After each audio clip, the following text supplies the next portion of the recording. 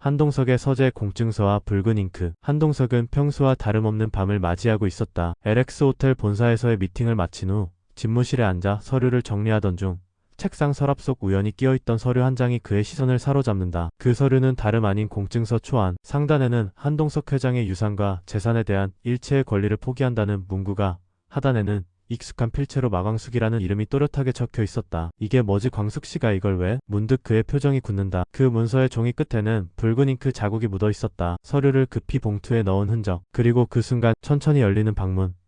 한동석의 장모가 손에 우산을 들고 조용히 들어선다. 봤군요.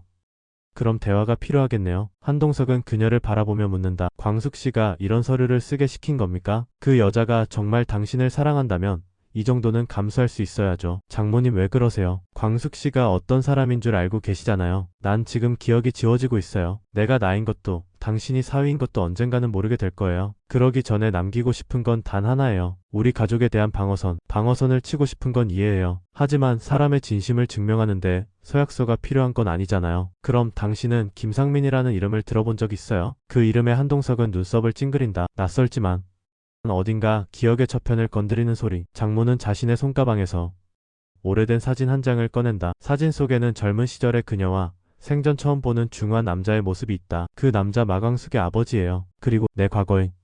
그녀는 말을 끝맺지 못한다. 광숙의 집 사진 속 남자.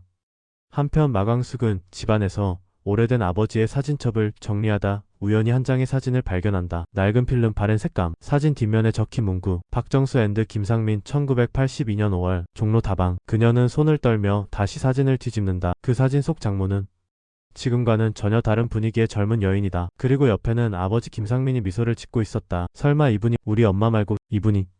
그녀는 책장에서 꺼낸 아버지의 낡은 수첩을 펼친다. 그 여인 장모는 나를 기억하지 못하는 게 다행이다. 내가 떠난 건 그녀를 지키기 위한 선택이었다. 이 문장을 읽은 광숙은 온몸에 소름이 돋는다. 자신이 사랑하는 사람의 어머니가 자신의 아버지의 과거 연인이었을 수도 있다는 현실. 두 장모의 대면 꽃병과 톡설. 한동석이 광숙의 집을 찾았을 때 뜻밖에도 공주실과 장모가 마주보고 있었다. 거실은 조용했지만 마치 폭풍이 오기 전에 정적처럼 팽팽한 긴장감이 흘렀다. 회장님께선 참 다정하시네요. 딸의 시어머니가 될 분을 이렇게 직접 챙기시고 이런 인연도 처음이라 어떤 표정을 지어야 할지 모르겠네요.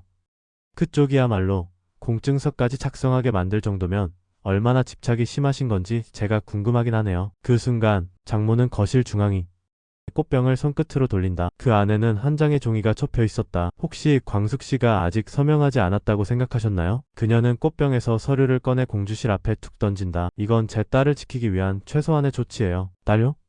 당신 딸은 하늘나라에 있어요. 그런데 아직도 그 자리에 광숙이를 대입하려는 겁니까? 두 여성의 시선이 부딪힌다. 그 순간 한동석이 입을 연다.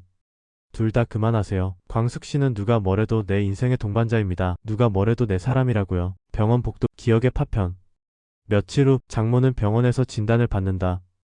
기억력 검사를 마친 뒤 담당 의사는 광숙과 동석에게 조심스럽게 말한다. 전두엽 퇴행이 빠릅니다. 혼란스러운 기억, 특히 감정이 강했던 기억과 혼동되는 경향이 있어요. 어쩌면 광숙 씨를 다른 인물과 동일시했을 수도 있습니다. 다른 인물이요? 그분이 젊은 시절 큰 사랑을 했던 누군가가 있다면 감정의 흔적이 남아있을 수 있습니다. 그 말을 들은 광숙은 머릿속이 복잡해진다. 그녀는 갑자기 떠오른 한 장면을 상기한다. 아버지 김상민이 한 번도 말하지 않았던 첫사랑. 그리고 그 사랑의 이름이 한동석의 장모였다는 사실.